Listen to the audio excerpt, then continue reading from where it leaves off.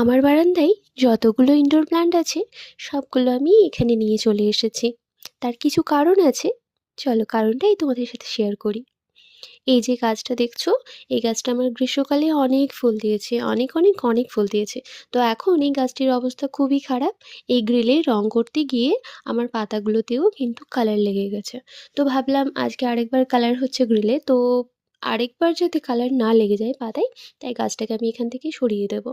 তো অনেকটা লতিয়ে লতিয়ে ছিল গাছটা, খুব কষ্ট হয়েছে ওকে এভাবে বের করতে।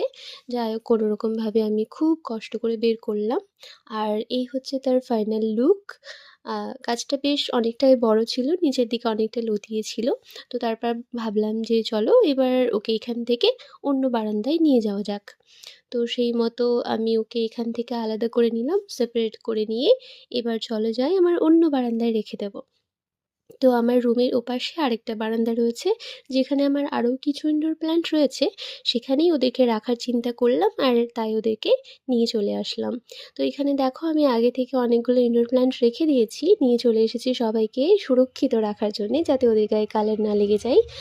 তো ওকেও আমি এখানে নিয়ে এসে রেখে দিলাম, আর বললাম ঠিক আছে বাবা তুই এখানেই থেকে যা। কারণ এই ভিডিওটা আমি যখন করছিলাম তখন সকাল 8:30 পৌনে 9টা হবে, তখন আমার অফিস যাওয়ার সময় ছিল। তাই আমি ওদেরকে রেখে চলে গেলাম অফিসের উদ্দেশ্যে।